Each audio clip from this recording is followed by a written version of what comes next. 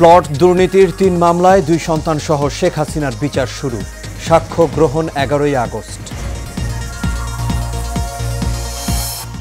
শেষ দিনের আলোচনায় রাজনৈতিক দলগুলোর সাথে আজ বৈঠকে জাতীয় ঐকমত্য কমিশন। জুলাই সনদের দাবিতে রাজধানীর শাহবাগ মোড় অবরোধ। মৌসুমী বায়ুর প্রভাবে ৩ বিভাগে অতি ভারী বৃষ্টিপাতের পূর্বাভাস। পার্বত্য এলাকায় ভূমিধসের আশঙ্কা। এবং ভারত বাংলাদেশ ছিটমহল বিনিময়ের 10 বছর পূর্তি আজ। দাসিয়ার ছড়াকে ইউনিয়ন ঘোষণার দাবি স্থানীয়দের।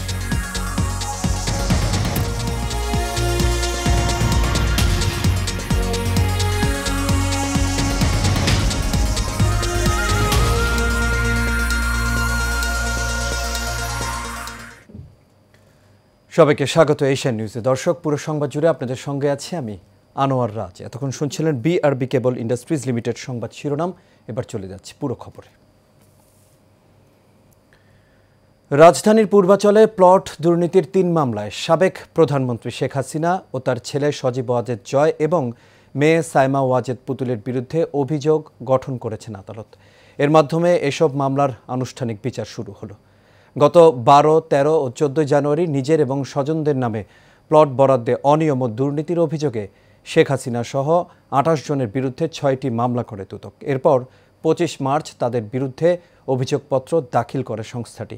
অভিযোগপত্রে শেখ হাসিনা সহ 28 জনকে পলাতক দেখানো হয়। এসব মামলায় শেখ হাসিনা সহ অন্যদের বিরুদ্ধে অভিযোগ আমলে নিয়ে গত 13 ও 15 এপ্রিল গ্রেপ্তারি পরোয়ানা জারি করেন আদালত। মামলার প্রতিটিতে শেখ হাসিনাকে আসামি করা হয়। অন্য মামলায় বিভিন্ন জনকে আসামি করা হয়, তবে রাজুক এবং গৃহায়ন ও গণপূর্ত মন্ত্রণালয়ের কয়েকজন কর্মকর্তা প্রত্যেকেই শেখ হাসিনার সঙ্গে 6 মামলার আসামি।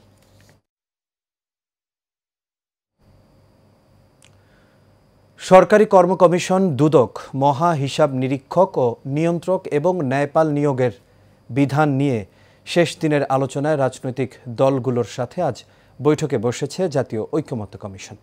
বেলা 11:30টায় ফরেন সার্ভিস একাডেমিতে কমিশনের দ্বিতীয় পর্যায়ের 23তম দিনের সংলাপ শুরু হয়। এছাড়াও আলোচনার এজেন্ডায় রয়েছে উচ্চ কক্ষ গঠন পদ্ধতি, রাষ্ট্রপতি নির্বাচন ও ক্ষমতা এবং নাগরিকের মৌলিক অধিকার সম্প্রসারণের বিষয়। কমিশনের প্রত্যাশা, শেষ দিনে নিষ্পত্তি করা যাবে অমীমাংসিত প্রস্তাবগুলো। দ্বিতীয় পর্যায়ের শেষ আলোচনায় প্রায় সব রাজনৈতিক দলের প্রতিনিধিরা অংশ নিয়েছে।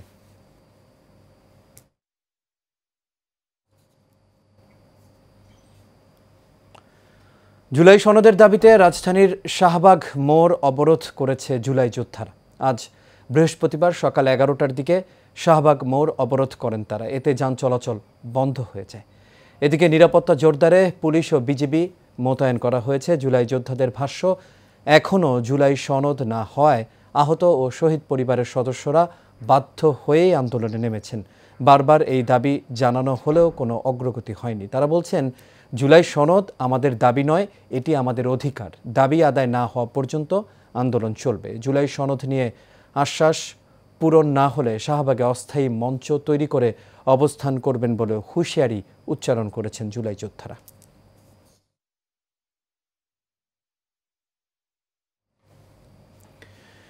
বহুল আলোচিত 21শে আগস্ট গ্রেনেড হামলা মামলায় যাবজ্জীবন দণ্ডপ্রাপ্ত তারেক রহমান ও মৃত্যুদণ্ডপ্রাপ্ত সাবেক স্বরাষ্ট্র প্রতিমন্ত্রী লুৎফুজ্জামান বাবর সহ সব আসামির খালাস চেয়ে রাষ্ট্রপক্ষ যে আপিল করেছে, সেই আপিলের শুনানি দ্বিতীয় দিনের মতো শুরু হয়েছে।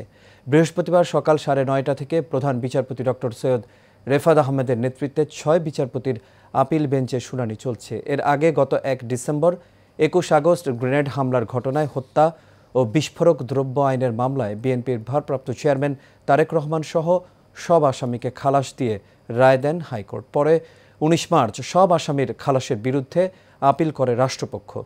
2004 সালের 21 আগস্ট রাজধানীর গুলিস্তান এলাকায় আওয়ামী লীগের সমাবেশে গ্রেনেড হামলায় 24 জন নিহত হয়। ওই ঘটনার পর হত্যা ও বিস্ফোরক দ্রব্য আইনে 2টি মামলা হয়। 2008 সালের তত্ত্বাবধায়ক সরকারের সময় সিআইডি এই মামলার তদন্ত শেষে অভিযোগপত্র দিলে শুরু হয় বিচার কাজ। তবে 2009 সালে আওয়ামী লীগ ক্ষমতায় আসার পর এই মামলায় অধিকতর তদন্তে আসামির তালিকায় যুক্ত করা হয় বিএনপির ভারপ্রাপ্ত চেয়ারম্যান তারেক রহমান সহ 30 জনকে। দীর্ঘ বিচারিক কার্যক্রম শেষে 2018 সালের 10 অক্টোবর ঢাকার দ্রুত বিচার ট্রাইব্যুনাল ১-এর বিচারক শাহেদ নূর উদ্দিন আলোচিত এই মামলার রায় দেন।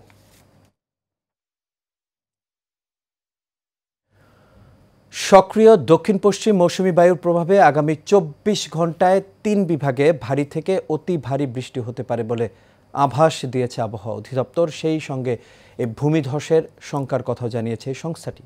বৃহস্পতিবার সকালে ভারী বৃষ্টিপাতের সতর্ক বার্তায় এই পূর্বাভাস দিয়েছে আবহাওয়া অধিদপ্তর। বার্তায় বলা হয়েছে, সক্রিয় দক্ষিণ পশ্চিম মৌসুমী বায়ুর প্রভাবে আজ সকাল ৯টা থেকে পরবর্তী ২৪ ঘন্টায় খুলনা, বরিশাল ও চট্টগ্রাম বিভাগের অনেক জায়গায় ভারী থেকে অতি ভারী বর্ষণ হতে পারে। অতি ভারী বর্ষণের কারণে চট্টগ্রাম, রাঙ্গামাটি, খাগড়াছড়ি, বান্দরবন ও কক্সবাজার জেলার পাহাড়ি এলাকার কোথাও কোথাও ভূমিধসের শঙ্কা রয়েছে। সেই সঙ্গে ভারী বর্ষণজনিত কারণে খুলনা, বরিশাল ও চট্টগ্রাম মহানগরীর কোথাও কোথাও অস্থায়ীভাবে জলাবদ্ধতা তৈরি হতে পারে।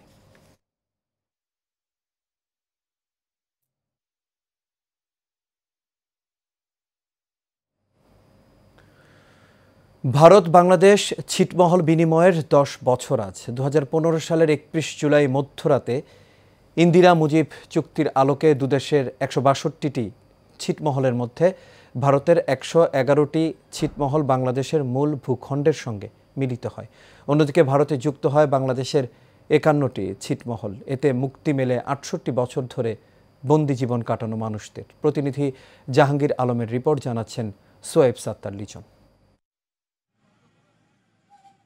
২০১৫ সালের ৩১ জুলাই মধ্যরাতে বাংলাদেশ ও ভারতের অভ্যন্তরে থাকা ১৬২টি ছিটমহলের বিনিময় হয়। দীর্ঘ ৬৮ বছর বন্দি জীবন কাটিয়ে স্বাধীন বাংলাদেশের নাগরিক হিসেবে স্বীকৃতি পায় ১১১টি ছিটমহলের ৪১,০০০ মানুষ। কুড়িগ্রামের দাসিয়াছড়া ছিটমহলে আধুনিক সব সুযোগ সুবিধা থাকলেও স্থানীয়রা বঞ্চিত ইউনিয়ন পরিষদ থেকে। তাই দাসিয়াছড়াকে ইউনিয়ন হিসেবে ঘোষণা করার দাবি তাদের। আমাদের ছিল না নাগরিকত্ব, আমাদের ছিল না আইন শৃঙ্খলা, আমরা সব সরকারি সুযোগ সুবিধা সব বঞ্চিত ছিলাম। আমরা আন্দোলন, লড়াই, সংগ্রামের মাধ্যমে সফলতা লাভ করেছি। দাসিয়াছড়ার মাঝে একটা যদি ইউনিয়ন হইতো তাহলে আমরা লক্ষ লক্ষ আমরা সরকারকে ধন্যবাদ জানাইতে।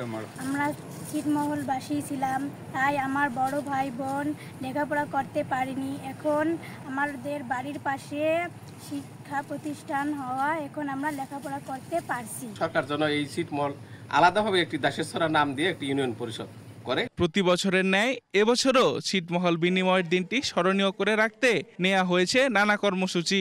প্রতি বছরের ন্যায় ৩১শে জুলাই মধ্যরাত ১২টা ১ মিনিটে ৬৮টি মোমবাতি, ১১টি মশাল মিছিল, পরের দিন খেলাধুলা সহ নানা কর্মসূচির মধ্য দিয়ে এই দিবসটি আমরা যথাযথ মর্যাদার সাথে পালন করি। এবারও সেই কর্মসূচি আমরা হাতে নিয়েছি। আমাদের একটি দাবি ছিল দাসিয়াছড়াকে একটি স্বতন্ত্র পৃথক ইউনিয়ন। এটি পূরণ হবে বলে আমাদের বিশ্বাস। বাংলাদেশের অভ্যন্তরে থাকা ভারতের ১১১টি ছিটমহলের মধ্যে কুড়িগ্রামে ১২, লালমনিরহাটে ৫৯, পঞ্চগড়ে ৩৬ এবং নীলফামারী জেলায় ৪টি। ভারতের অভ্যন্তরে থাকা বাংলাদেশের ৫১টি ছিটমহলের মধ্যে পশ্চিমবঙ্গের কোচবিহার জেলায় ৪৭টি এবং জলপাইগুড়ি জেলায় ৪টি। সোয়েব সাত্তার লিজন, এশিয়ান টেলিভিশন। অনিয়মই যেন নিয়মে পরিণত হয়েছে স্থানীয় সরকার প্রকৌশল অধিদপ্তরে। প্রতিষ্ঠানটির কর্মকর্তাদের নৈতিক স্খলনে তোলপাড় সৃষ্টি হয়েছে। সহকর্মীকে যৌন নির্যাতনের অভিযোগ উঠেছে একজন উপসহকারী প্রকৌশলীর। তবে ঘটনার প্রমাণ থাকার পরও নেওয়া হয়নি কোনো ব্যবস্থা। উল্টো ভুক্তভোগীকে হয়রানি করার অভিযোগ রয়েছে। স্থানীয় সরকার প্রকৌশল অধিদপ্তরের দুর্নীতি, অনিয়ম নিয়ে সাইফুল ইসলাম নয়নের ধারাবাহিক রিপোর্টের প্রথম পর্ব আছে। স্থানীয় সরকার প্রকৌশলী অধিদপ্তরে ঘুষ গ্রহণ, দুর্নীতি, স্বেচ্ছাচারিতার পাশাপাশি রয়েছে বেশ কয়েকজন কর্মকর্তার বিরুদ্ধে জোর করে নারী সহকর্মীকে যৌন নির্যাতনের অভিযোগ রয়েছে উচ্চপদস্থ কর্মকর্তাদের মন জোগাতে না পারলে হয়রানির শিকার হতে হয়। গুরুত্বপূর্ণ নগর অবকাঠামো উন্নয়ন প্রকল্পের উপসহকারী প্রকৌশলী আশরাফুল আলমের বিরুদ্ধে নারী সহকর্মীকে শ্লীলতাহানির অভিযোগ আসলেও নেওয়া হয়নি কোনো ব্যবস্থা। উল্টো অভিযোগ দেওয়ার কারণে অভিযুক্ত নারীকে বদলি করে দেয় কর্তৃপক্ষ। আমার সাথে আশরাফ যেটা করছে, শ্লীলতাহানি বলেন, ধর্ষণ বলেন, সব কিছুর শিকার আমি হয়েছি। এলজিইডির মেকানিক শাখার সহকারী প্রকৌশলী মোহাম্মদ হাসানুজ্জামানের বিরুদ্ধেও নারী সহকর্মীর সাথে অনৈতিক সম্পর্ক করার অভিযোগ রয়েছে। নারী সহকর্মীর টাকা হাতিয়ে নেয়ার অভিযোগও রয়েছে তার বিরুদ্ধে। অভিযুক্ত উপসহকারী প্রকৌশলী আশরাফুল আলম এবং মোহাম্মদ হাসানুজ্জামানের অফিসে যোগাযোগ করলেও ক্যামেরার সামনে তারা কথা বলতে রাজি হননি। সাইফুল ইসলাম নয়ন, Asian television, Dhaka.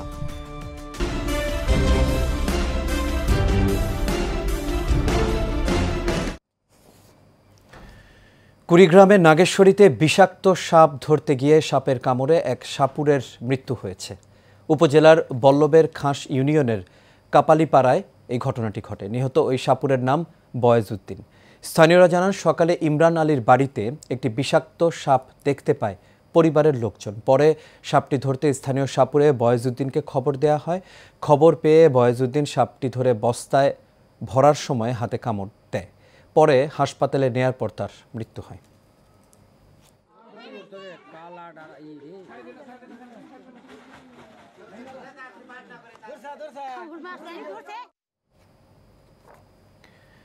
চাঁপাইনবাবগঞ্জে operation eagle hunt মামলার আওয়ামী লীগের ৩ আসামিকে আদালতে হাজির করা হলে ডিম নিক্ষেপ করেন ছাত্রদলের নেতাকর্মীরা।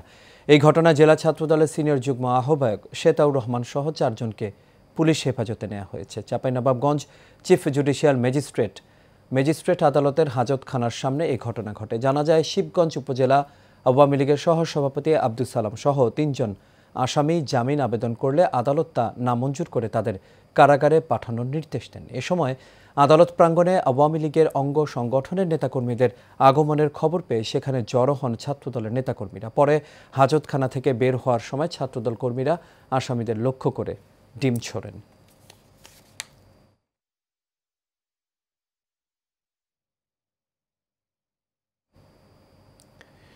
কালিয়াকৈরে বেসরকারি স্কুলের মানববন্ধন ও স্মারকলিপি। গাজীপুরের কালিয়াকৈর উপজেলা প্রাথমিক বিদ্যালয়ে ৫ম শ্রেণীতে বৃত্তি পরীক্ষায় বৈষম্য দূর করে বেসরকারি শিক্ষার্থীদের বৃত্তি পরীক্ষা অংশগ্রহণের দাবিতে মানববন্ধন ও স্মারকলিপি দিয়েছে শিক্ষক, অভিভাবক ও শিক্ষার্থীরা। কালিয়াকৈর উপজেলার ঢাকা-টাঙ্গাইল মহাসড়কের চন্দ্রা এলাকায় ঘণ্টাব্যাপী এই মানববন্ধনের আয়োজন করে স্থানীয় অভিভাবক ও বিভিন্ন বেসরকারি প্রতিষ্ঠানের ছাত্রছাত্রী ও শিক্ষকরা। এ সময় সামি মডার্ন স্কুলের পরিচালক হাজী মোহাম্মদ শফিজ উদ্দিনের সভাপতিত্বে বক্তব্য রাখেন উপজেলার বিভিন্ন স্কুলের শিক্ষক, ছাত্রছাত্রী, অভিভাবকগণ। মানববন্ধনে 50টি স্কুলের প্রায় 5,000 ছাত্রছাত্রী ও অভিভাবক অংশগ্রহণ করেন। পরে প্রধান উপদেষ্টা বরাবর প্রদানের লক্ষ্যে উপজেলা নির্বাহী অফিসারের কাছে একটি স্মারকলিপি জমা দেওয়া হয়।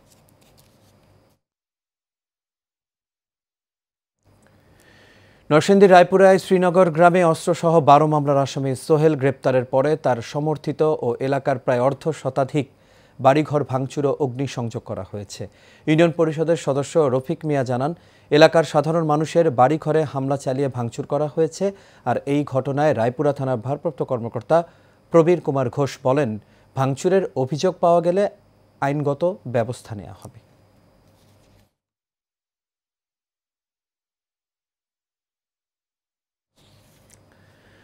জামালপুরে এসএসসি এর সমমান পরীক্ষায় কৃতিত্বপূর্ণ ফলাফল অর্জনকারী শিক্ষার্থীদের সংবর্ধনা দিয়েছে United public school and college অডিটোরিয়ামে এই সংবর্ধনা অনুষ্ঠানের আয়োজন করা হয়। কলেজ অধ্যক্ষ অবসরপ্রাপ্ত কর্নেল মোহাম্মদ রাশিদুল ইসলাম খানের সভাপতিত্বে এতে প্রধান অতিথি ছিলেন ময়মনসিংহ বোর্ডের মাধ্যমিক ও উচ্চ মাধ্যমিক শিক্ষা বোর্ডের chairman professor doctor Mohammad Shahidullah.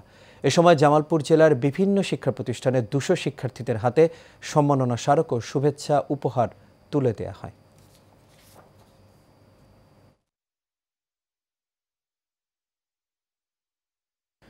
Savar Ashulia July আগস্টে রাজপথে রক্তঝরা আন্দোলনে পুলিশের গুলিতে প্রাণ হারিয়েছে 1-এর অধিক জুলাই যোদ্ধারা।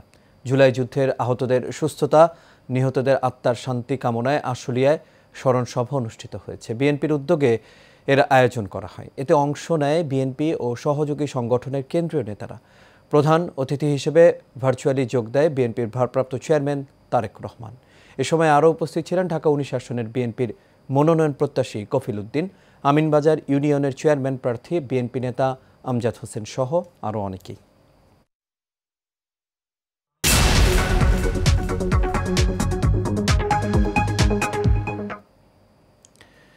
এবার বাণিজ্যের খবর। রাজধানীর এলিফ্যান্ট রোড কম্পিউটার ব্যবসায়ীর উদ্যোগে ইসিএস ফল উৎসব অনুষ্ঠিত হয়েছে। এই উৎসবের আয়োজন এবং এর সভাপতিত্ব করেন মোহাম্মদ ওয়াহিদুল হাসান দীপু। সহযোগিতা করেন এলিফ্যান্ট রোড কম্পিউটার ব্যবসায়ী কল্যাণ সমিতির সদস্যরা।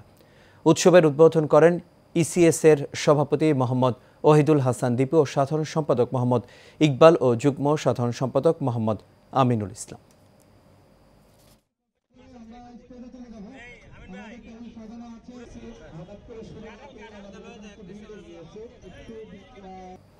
আর এর সাথে শেষ করবে এশিয়া নিউজ। তবে যাবার আগে বিআরবি কেবল ইন্ডাস্ট্রিজ লিমিটেড সংবাদ শিরোনামগুলো দেখে নেব দর্শক আরও একবার।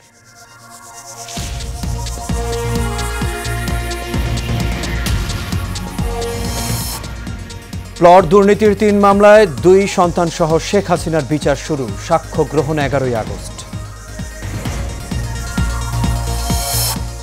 শেষ দিনের আলোচনায় রাজনৈতিক দলগুলোর সাথে আজ বৈঠকে জাতীয় ঐক্যমত্য কমিশন। জুলাই সনদের দাবিতে রাজধানীর শাহবাগ মোড় অবরোধ। মৌসুমী বায়ুর প্রভাবে 3 বিভাগে অতি ভারী বৃষ্টিপাতের পূর্বাভাস, পার্বত্য এলাকায় ভূমিধসের আশঙ্কা। এবং ভারত বাংলাদেশ ছিটমহল বিনিময়ের 10 বছর পূর্তি আজ, দাসিয়ার ছড়াকে ইউনিয়ন ঘোষণার দাবি স্থানীয়দের।